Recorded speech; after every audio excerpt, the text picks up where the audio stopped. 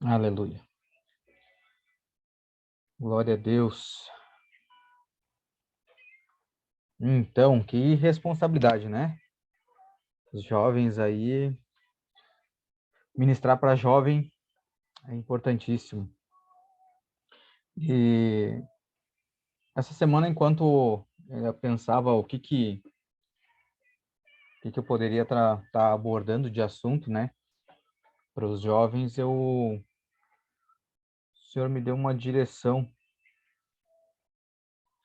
de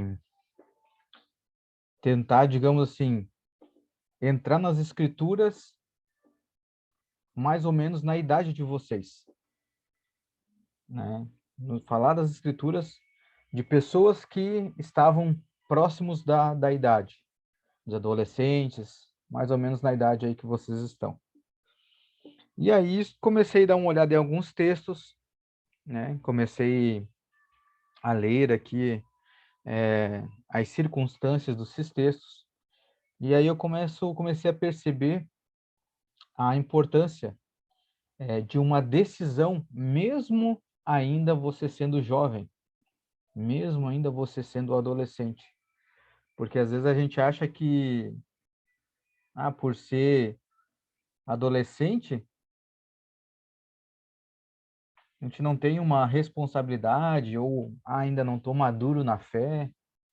Enfim, né? Às vezes passa tantas coisas assim, né, na cabeça da gente. Mas eu queria trazer alguns textos aqui para a gente ver que, mesmo vocês nessa idade, para quem é escolhido pelo Senhor, quem é separado pelo Senhor, não importa a idade. O peso da decisão é grande. A responsabilidade pelas decisões em cada ato que a gente vai tomar é grande. O Senhor ele não faz acepção se é adulto, se é criança, porque agora você é separado para Ele. E eu queria abordar aqui um texto que está lá em 1 Samuel, no capítulo 2. Se vocês quiserem anotar, ou também se quiserem abrir a Bíblia e grifando, isso é legal, sabe? Cada ministração, peguem a Bíblia, grifem ali os textos que vai sendo ministrado, anota em cima, porque depois, posteriormente, quando vocês forem ler, forem estudar, os textos ali onde vai estar grifado vai trazer à memória as ministrações que vocês estão assistindo e o texto vai ficar muito mais fácil a compreensão, vai trazer clareza na hora de vocês estudarem. Então aqui nós vamos estar falando de dois personagens, não sei se todos aqui conhecem, acredito que sim, que vou falar o nome do pai, que é Eli, né? E os seus dois filhos, Ofni e Finéias. Não sei se vocês já ouviram falar nesses dois, mas é uma história muito interessante. É uma história que fala que mesmo dois rapazes sendo criados pelo seu pai, que era o sacerdote, criados dentro do templo, né, dessa questão religiosa, eles ainda assim fizeram o que era mal aos olhos do Senhor. Então, ou seja, eu me lembro, até esses dias eu estava me lembrando, enquanto estava preparando aqui essa ministração, eu estava me lembrando do que a, acho que a Gabi, uma menina que ministrou aqui bem no início, né, que a gente costuma dizer que filho de peixe, peixinho é. Só que isso não se aplica ao cristão, ao crente. Filho de crente, crente é. Porque ser crente é uma decisão individual. Seguir ao nosso Senhor Jesus é uma escolha individual, é uma decisão individual. Então, o pai pode ser o mais crente possível. Se você decidir não seguir o Senhor, você não vai seguir o Senhor. Então, para você ver como mesmo na idade de vocês já têm um peso na decisão. E essa decisão vai dar um rumo, vai dar um curso na vida de vocês, para bem quanto para mal. E foi o que aconteceu na vida desses rapazes aqui, que a Bíblia diz que eles eram jovens. E eu quero ler ali com vocês, 1 Samuel, capítulo 2, o versículo é o 12. Ele vai estar dizendo assim: ora, os filhos de Eli, que era o sacerdote, esse Eli, eram filhos de Belial, né? E aí, o que quer dizer esse Belial? Aí, se você for procurar aí, se você for dar um Google, aí vai estar assim, ó, Belial. É um demônio presente na mitologia cananita que se determinava como o adversário do povo escolhido, ou seja, do povo judeu. E é o 68º espírito listado na Goetia, acho que é Goetia, não sei como é que é essa pronúncia. No cristianismo, Belial é mencionado também no Novo Testamento como o oposto da luz, ou seja, trevas, oposto do bem e oposto de Jesus Cristo. Então veja como é que se começa aqui o texto, dizendo de quem eles eram filhos. E aqui, na verdade, eles eram filhos de Eli, mas pelo comportamento deles, eles não tinham Eli por pai, e sim eles tinham Belial por pai.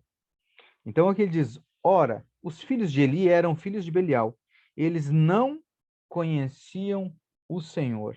E aí eu fico me perguntando aqui, claro, que isso também, né, tem a responsabilidade dos pais em também passar o conhecimento acerca das coisas do Senhor para os filhos, né? Mas eu fico perguntando como que dois filhos de um sacerdote não conheciam o Senhor. Complicado, né? Que eu acho muito forte isso. Como que eles não conheciam? Mas vamos seguir aqui na história. Eu vou ler até o 18 aqui para a gente ver o contexto. Do que eles faziam, por que foi citado eles serem filhos de Belial. Olha só o contexto. E o costume dos sacerdotes com o povo era, quando qualquer homem oferecesse sacrifício, o servo do sacerdote vinha, enquanto a carne estava em fervura, com um garfo para carnes de 3 dentes em sua mão. Então, aqui o que acontece? Eles traziam o gado para fazer essa oferta, e aqui agora, aqueles que serviam, eles estavam fazendo o quê? Estavam preparando, cozinhando, eles estavam fazendo uma preparação dessa oferta. E aqui vai contar o que eles faziam enquanto estavam preparando, eles chegavam no meio e queriam comer da carne. Enquanto eles estavam fazendo a preparação, eles chegavam, eles não esperavam todo o procedimento certinho, porque era o quê? Isso aqui era uma oferta ao Senhor, que era recebido pelo sacerdote. Então eles chegavam aqui, colocavam a mão, eles queriam eles queriam fazer o que eles queriam.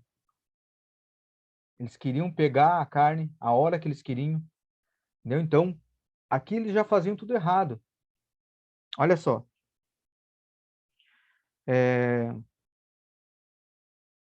14. E ele o lançava na panela, ou tacho, ou caldeirão, ou pote. Tudo que o gancho de carne trazia para o alto, o sacerdote tomava para si. Assim faziam em Siló e todos os israelitas que para lá iam. Então, aqui está contando um pouquinho de como é que o sacerdote fazia. Eles preparavam a carne, o sacerdote pegava um... É como se fosse um garfo, né? Só que um garfo comprido, com 3 pontas, ele colocava dentro desse caldeirão, dessa panela, e ele cravava na carne. O que ele puxava seria para ele. 15. Também antes de eles queimarem a gordura, o servo do sacerdote vinha e dizia ao homem que sacrificava. Olha só, o servo, aqui no caso era eles. E dizia ao homem que sacrificava: dá carne para o sacerdote assar, pois ele não terá carne mal cozida de ti, porém crua. E se qualquer homem lhe dissesse que não, e depois toma tu quando desejar a tua alma. Então o que acontece? Ele diz assim: não, espera. Ele queria tomar a carne crua ainda, antes de deixar cozinhar. Então eles queriam se antecipar. E o servo diz assim: não, espera. Depois você pega aquilo que você quiser.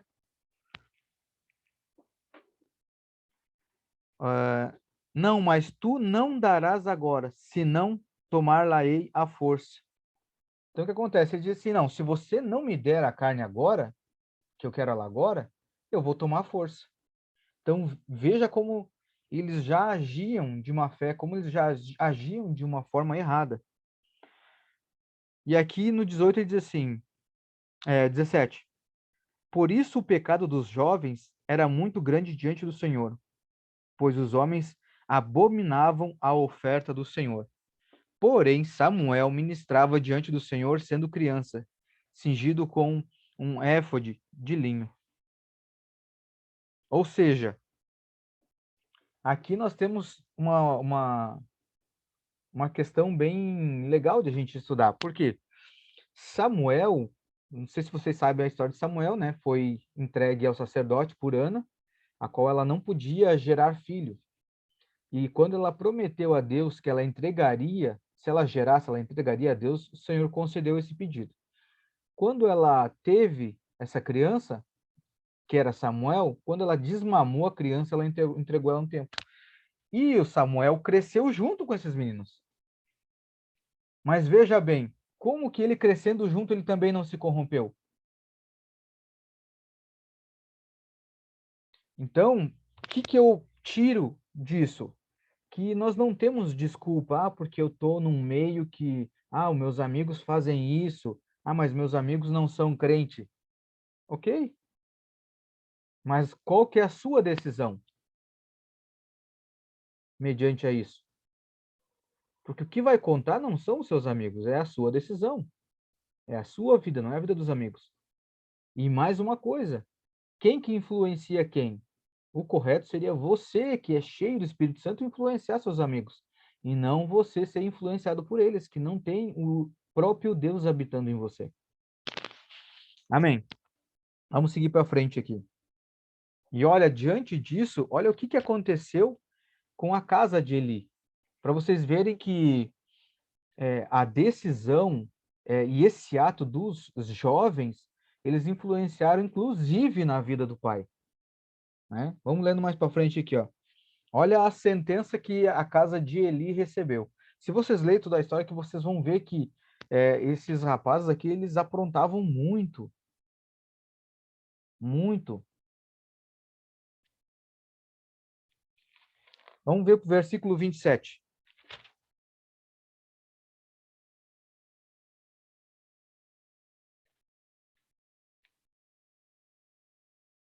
Deixa eu ler um outro versículo com vocês, só para vocês terem uma ideia do que esses rapazes faziam. Olha só, no versículo 22, olha o que diz ali no versículo 22. Ora, Eli era muito velho e ouvia tudo o que os seus filhos faziam, e todo Israel.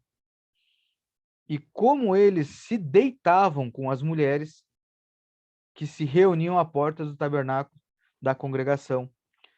E eles lhe disse: Por que fazeis vós tal coisa? O pai advertiu. Pois ouço que todo este povo sobre o pois ouço de todo esse povo o vosso mal proceder. Não, filhos meus, pois não ouço nenhum bom relato. Vós fazeis com que o povo do Senhor transgrida. E preste atenção nisso aqui. Além de eles não, além de eles fazer algo que vai contra aquilo que o Senhor se agrada, fazer algo que era abominável ao Senhor, eles ainda colaboravam com as atitudes deles para o povo de Deus pecar, para o povo de Deus também fazer o que era mal aos olhos, que foi o que ele falou aqui no final. Vós fazeis com que o povo do Senhor transgrida. Então, para ver o peso que, mesmo sendo jovem, as atitudes, as ações de vocês têm um peso muito grande.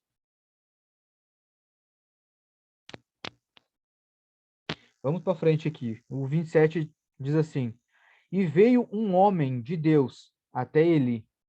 Ele disse: Assim diz o Senhor: não apareceu claramente a casa do teu pai quando eles estavam no Egito, a casa do teu faraó? e eu o escolhi de todas as tribos de Israel para ser meu sacerdote. Então aqui o Senhor ele já estava dando uma chamada de atenção em Eli, porque também era responsabilidade de Eli direcionar e repreender os seus filhos, né? Deixa eu só voltar aqui, tem um versículo que é muito importante, que a gente vai compreender um pouquinho do porquê que eles não ouviram a repreensão do pai. Por que acontece? Eles fazendo o que era errado. Se eles ouvem o pai, o que acontece? Se eles ouvem e obedecem o pai, eles iam consertar os seus maus caminhos e o Senhor não ia agir contra eles. Mas veja o que diz aqui, ó, o versículo 25, eu quero ler aqui com vocês antes de a gente seguir. Ele diz assim: se um homem pecar contra o outro, o juiz o julgará. Mas se um homem pecar contra o Senhor, quem intercederá por ele? Olha que forte isso. Se você fizer mal a algum irmão, alguma coisa assim, na terra quem te julga é o juiz. Mas quando você age contra o Senhor, quem é que vai te socorrer? Que forte isso, né? Então faz a gente repensar sobre as nossas ações, mesmo sendo jovem. A gente já tem esse peso nas nossas decisões.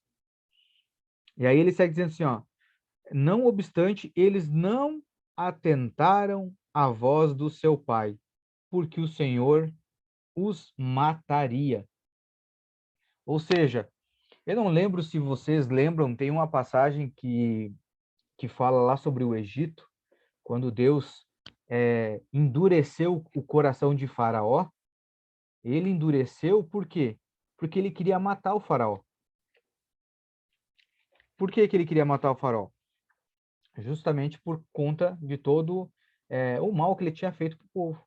Mas o que acontece? Se ele deixasse o povo sair, Deus não ia agir contra o Faraó, porque Deus tinha dado uma ordem e Faraó teria atendido. Então, Deus endureceu o coração de Faraó para que o Faraó não deixasse o povo sair, para agora Deus ter um motivo para poder ir contra o Faraó. E aqui foi a mesma situação. Por que acontece? O pai repreendeu ou não repreendeu? Repreendeu. Se eles ouvem o pai e se consertam, o Senhor não ia ter motivo para poder matar eles. Então, em parte, o Senhor do endureceu o coração deles da mesma forma para quê? Para que eles não dessem ouvido àquilo que o pai repreendeu, aquilo que o pai pediu para que eles não fizessem. E aí, agora Deus tem um motivo para poder agir. E aí nós vamos lá para o versículo 34. Aqui no versículo 37, Deus já veio, enviou um homem aqui da parte dele para dar uma chamada de atenção e um aviso para ele. E agora nós vamos para o versículo 34, para nós ver o que aconteceu aqui. E isto será um sinal para ti, que sobrevirá aos teus 2 filhos, sobre Ofni e Finéias. Em um dia morrerão ambos. Pensa como que é para um pai receber essa notícia. Em um dia, os teus 2 filhos morrerão.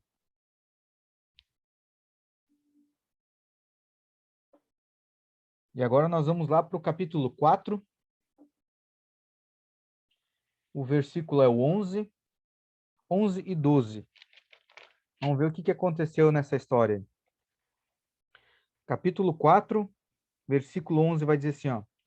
Aqui eles tiveram uma batalha, eles foram para a guerra. E nessa guerra aqui, eles estavam sem a arca. Até que a arca chegou e os seus inimigos tremeram, achando que agora, com a presença da arca, eles não conseguiriam vencer essa guerra. Só que Deus, mesmo com a arca lá, Deus permitiu eles perder a batalha. E a arca ainda foi levada, que foi pelos filisteus. E aqui no versículo 11 vai dizer assim, ó, e a arca de pacto, que é a arca da aliança, foi tomada. E os 2 filhos de Eli, Ofni e Finéias, foram mortos. E ali fugiu do exército um homem dos Benjamim e chegou a Siló, no mesmo dia com as suas vestes rasgadas e com terra sobre a sua cabeça. Ou seja, é um mensageiro, né? Ele conseguiu fugir da batalha e foi levar a mensagem do que tinha acontecido nessa batalha. E aí agora nós vamos ali para o versículo 17, e ele vai dizer assim: E o mensageiro respondeu e disse: Israel fugiu de diante dos filisteus. E também houve um grande massacre no meio do povo. E também os teus 2 filhos, Ofni e Finéias, estão mortos. E a arca de Deus foi tomada. Ou seja, vê como foi uma bola de neve? A transgressão dos 2 filhos fez o povo de Deus também pecar, que foi o que a gente leu aqui, fez o povo de Deus transgredir, e também fez o povo de Deus também perder essa batalha. E os 2 foram mortos. Só que aí também não para por aí. Vamos ler aqui o versículo 18 ali para ver o que ele diz. Diz assim, ó: E sucedeu, quando ele fez menção da arca de Deus, que ele caiu para trás do assento, ao lado do portão, e o seu pescoço quebrou. Isso aqui é Eli, tá? E ele morreu, pois era um homem velho e pesado, e ele havia julgado Israel por 40 anos. Ou seja, não bastasse os 2 fazer o povo pecar, perderam a batalha, e seu pai, com essa notícia, você vê que ele fala que quando, ó, no 18 ele diz assim: Isso sucedeu quando ele fez menção da arca. Veja bem, aqui me aponta também algo que Eli já estava conformado, porque ele recebeu antes a direção do homem de Deus que os 2 filhos seriam mortos. Então vê que ele só caiu para trás quando ele ficou sabendo que a arca tinha sido levada. Ele não se surpreendeu quando os 2 filhos estavam mortos. Por quê? Por causa do comportamento deles. Não é que ele não se importava, só que o Senhor já tinha avisado. Então isso foi uma consequência dos atos dos jovens. Então para ver que nós, né, nós como jovens, nós nós temos essa responsabilidade de fazer boas escolhas, escolhas segundo o coração do Senhor. Por que acontece? Hoje nós temos o Espírito Santo, e é também um assunto que eu gostaria aqui de fazer uma breve menção sobre o Espírito Santo. Porque eu não sei se vocês têm buscado o Espírito Santo, se vocês têm conversado com o Espírito Santo, se vocês têm buscado os dons do Espírito Santo, oração em línguas, onde a gente sabe que a oração em línguas, ela edifica a nós mesmos, onde você ora em espírito ao Pai diretamente. Então, se você jovem ainda não está buscando esses dons do Espírito Santo, eu aconselho que vocês busquem no Espírito Santo. Por quê? Para que vocês tenham as direções corretas e as decisões corretas a tomarem na vida de vocês. Por mais que vocês sejam jovens, a gente vê que aqui, ó, muitos jovens da Bíblia tiveram que tomar decisões cedo. Vamos ver mais alguns exemplos? João 6, capítulo 2.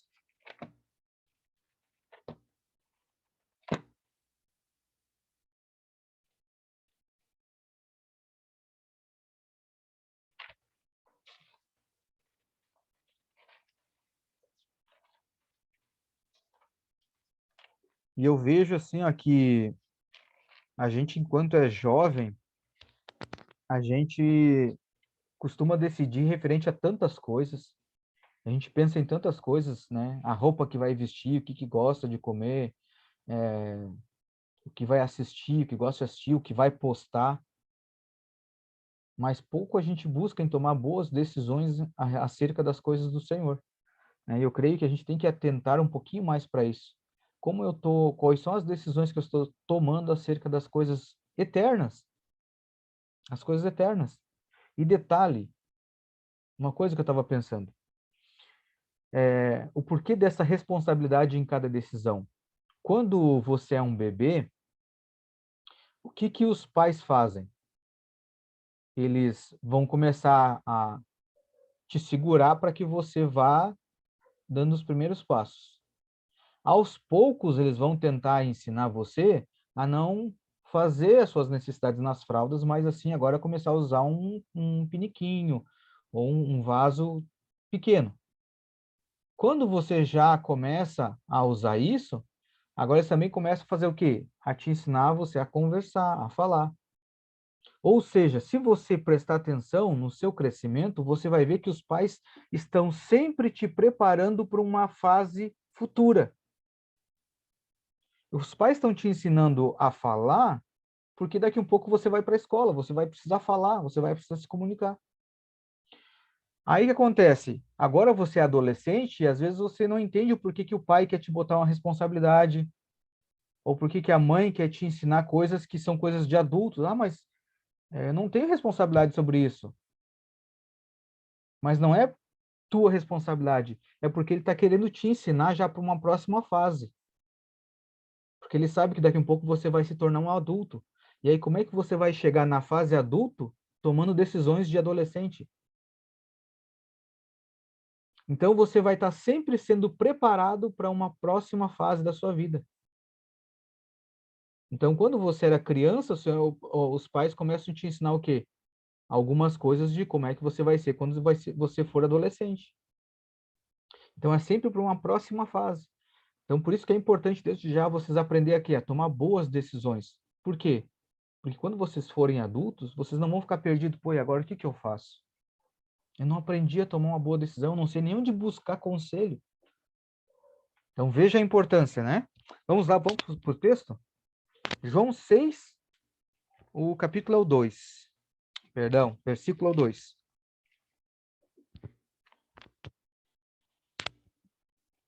E aqui quero ler do 2 ao 12. Vamos lá. Capítulo 6, do 2 ao 12. Vamos ler essa história aqui para a gente formar um contexto. Ele vai dizer assim: E uma grande multidão o seguia, porque eles viam seus milagres que operava sobre os enfermos. E Jesus, subindo ao monte, assentou-se ali com os seus discípulos, e a Páscoa, a festa dos judeus, estava próxima.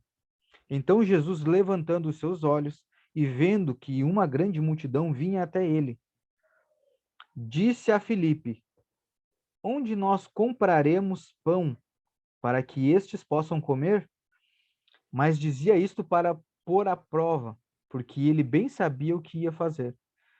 Felipe respondeu-lhe: 200 denários de pão não são suficiente para que deles, cada um coma deles, né? Um pouco. Um dos seus discípulos, André, irmão de Simão Pedro, disse-lhe: Olha só o detalhe desse texto. Versículo 9 diz assim: Está aqui um rapaz e tem 5 pães de cevada e 2 pequenos peixes. Mas o que é isso para tantos? E disse Jesus: Fazendo os homens assentarem, e havia muita grama naquele lugar. Assim os homens se assentaram em um número aproximadamente de 5.000 pessoas. 5.000. E Jesus tomou os pães e, havendo dado graças, ele distribuiu para os discípulos e os discípulos para os que estavam assentados. E do mesmo modo os peixes quando eles queriam. Então vê, quem é que tinha a provisão ali? O jovem. Já parou para pensar que a provisão de muitos pode estar na tua mão? Ou pode estar através das tuas decisões? Vê que importante. E detalhe, a importância de você se preparar também. Porque ele era um jovem, mas ele estava preparado com pão e peixe. Se você não se preparar desde já, a hora que o Senhor precisar de você, você não está preparado. Ou você não vai nem identificar que poderia ser uma oportunidade para você alimentar a multidão. Então, vê como vocês jovens são muito importantes. Você não pode menosprezar a idade de vocês. Ah, não sou capaz. Não.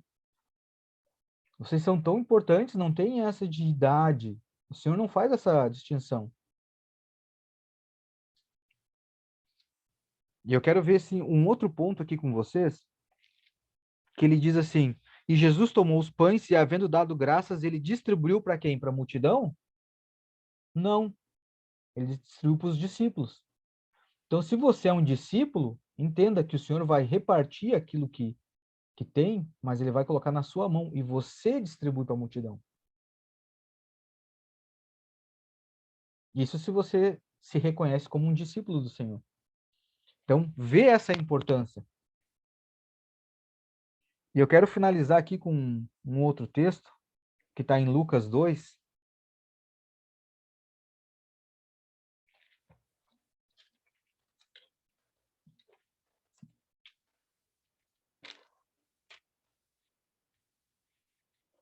Lucas 2, o versículo 41.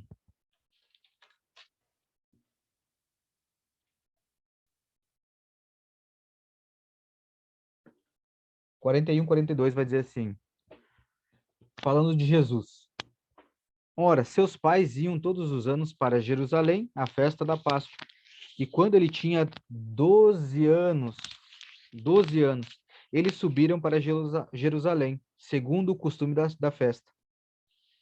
E no versículo 46 vai dizer assim, ó, e aconteceu que após 3 dias, eles os acharam no templo, que Jesus tinha ficado para trás. Se você vai ler aqui a história, você vai ver que eles saíram de lá, estavam voltando para casa, mas Jesus ficou para trás, eles não sabiam onde que eles estavam. Eles achavam que eles estavam no comboio, indo para casa junto. Só que ele não foi. E aí no versículo 46 vai dizer assim, e aconteceu que após 3 dias, eles o acharam no templo, assentado ao meio dos doutores, ouvindo-os, dirigindo-lhes perguntas. E todos os que ouviam admiravam-se com o seu entendimento e com as suas respostas. E quando eles o viram, ficaram perplexos. E disse-lhe sua mãe: Filho, por que tu fizestes assim para conosco? Eis que o teu pai e eu te procuramos angustiados. 49 diz assim: E ele lhes disse: Por que procurastes por mim? Não sabeis que eu devo estar sobre os negócios do meu pai? Algumas versões vai dizer assim, que ele estava cuidando dos negócios do pai dele. Você sabe que eu que eu tenho que cuidar dos negócios do meu pai? Então, esse texto aqui de Jesus me apontou algumas coisas. Primeiro, a preparação de Jesus. Porque para ele, com 12 anos, estar discutindo o modo de dizer, né? Mas está lá conversando, debatendo, colocando algumas questões com os doutores da lei. Veja a preparação dele, Deus de novo. Veja como é importante. Segunda coisa, que eu acho assim fantástico essas respostas de Jesus. A importância que ele deu para as coisas do Senhor. Ele se importou mais com as coisas do Senhor do que propriamente com Maria e José. É como se dissesse assim, tá, mas vocês não sabem que eu tenho um propósito a cumprir?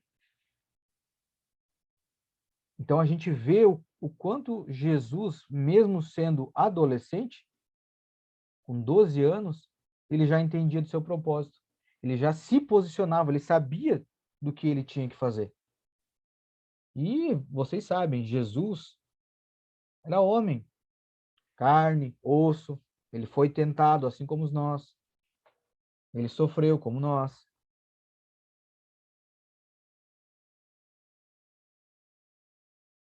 Então, não menosprezem a idade de vocês, não menosprezem o que Deus tem colocado no coração de vocês. Se Ele permitiu vocês ter acesso ao Espírito Santo, vocês estar nesse meio conhecendo da palavra, tem um motivo. Outra coisa que me chamou a atenção nesses textos aqui, e antigamente, se você conversar com os pais, avós, você vai entender um pouquinho. Mas eu vejo que a gente fazia muito isso quando era jovem, que é de sentar para ouvir os mais velhos falar, para você conhecer as histórias. Por quê? As pessoas mais velhas, elas já têm uma experiência de vida, uma caminhada. Então, vê que mesmo Jesus aqui, ó, ele sentou no templo, estava com os anciãos, os mais velhos, conversando, ouvindo o que eles tinham para falar. E aí eu me pergunto, vocês, não sei se vocês têm esse costume de sentar com os pais para conversar acerca da Bíblia, das coisas do dia a dia, das coisas que esperam vocês no futuro, como é que é namorar, como é que é casar, como é que é chefiar uma casa, cuidar de uma casa, como é que é cuidar de uma casa nos caminhos do Senhor, como é que é caminhar nesse caminho do Senhor, como é que é fazer essa vontade de Deus, trocar essa ideia com os pais que já têm um pouco mais de bagagem, um pouquinho mais de experiência, ou se não for com os pais, com alguém que seja mais velho na fé que vocês, que veja, Jesus estava fazendo isso. Tanto é que eles se espantaram, porque estava um jovem sentado para ouvir, e quando eles ouviram o jovem, se espantaram com tanto conhecimento. Então, isso também eu acho bacana da parte dos jovens, vocês ter esse tempo com adultos para falar acerca das coisas de Deus. Mas isso é claro, se isso for do seu interesse, se as coisas do Senhor for algo importante para você. Mas lembre que não é porque você é jovem que o peso das suas decisões não tem valor. Então, é de extrema importância. Daqui para frente, muda todo o curso da vida de vocês, dependendo das decisões que vocês tomarem. Quanto mais vocês se preencher da vida do Senhor, se preencher desse conhecimento da eternidade, vocês se cercar de pessoas que vão instruir vocês no caminho do Senhor, vocês vão passar muito menos trabalho quando vocês se tornarem adultos. Então, lembrem, vocês estão sendo sempre preparados para uma próxima fase. Então, agora, se o pai cobrar alguma coisa, se a mãe cobrar, exigir algumas coisas, é normal. Não é porque o pai é ruim, a mãe é ruim, não. Eles estão preparando vocês para aquilo que está vindo. Mas também é legal vocês ter essa preparação na palavra. Então, se tem alguma coisa que vocês não têm entendimento, não deixa para lá. Ah, não entendo. Ah, deixa para lá. Não, busquem, peçam para os pais. Se os pais não sabem, busca no Google. Busca, sei lá, chama os universitários, pede ajuda para alguém que conhece mais da palavra. Mas não deixem de buscar. Não deixem, para que o futuro de vocês não venha a ser um futuro desastroso, assim como a gente leu ali, né, daquele Ofni e Finéias. Então, a nossa esperança, nós cremos que os jovens, eles têm, principalmente com o Espírito Santo, de ser uma bomba atômica, de vocês semearem muito mais que nós. Né? Então, eu creio que se vocês realmente buscarem no Espírito Santo, buscarem os dons, muita coisa vai mudar na vida de vocês. Muita coisa. Mas isso precisa partir de quê? De vocês. Porque se nem o Senhor, a gente sabe que o Espírito Santo ele é cavalheiro e o Senhor, a Bíblia diz que ele está à porta e bate, ele bate. O Senhor, ele é cavalheiro. Então, se nem o Senhor invade, quanto mais nós, a gente não vai pegar ninguém à força e dizer assim, não, você vai ler, não, você vai orar em línguas. De jeito maneira. As coisas do Senhor não é por força, né? Mas sim por convite, por ter um coração aberto a Ele. Então, essa palavra de hoje é para mostrar o quão importante vocês desde já são para o reino. São muito importantes. Então, não deixem essa fase passar e, como é que eu vou dizer? Não negligencie essa fase. Porque desde já vocês podem manifestar o reino para aqueles que chegar perto de vocês. Mas para isso vocês têm que buscar, se preparar. Amém? Era isso.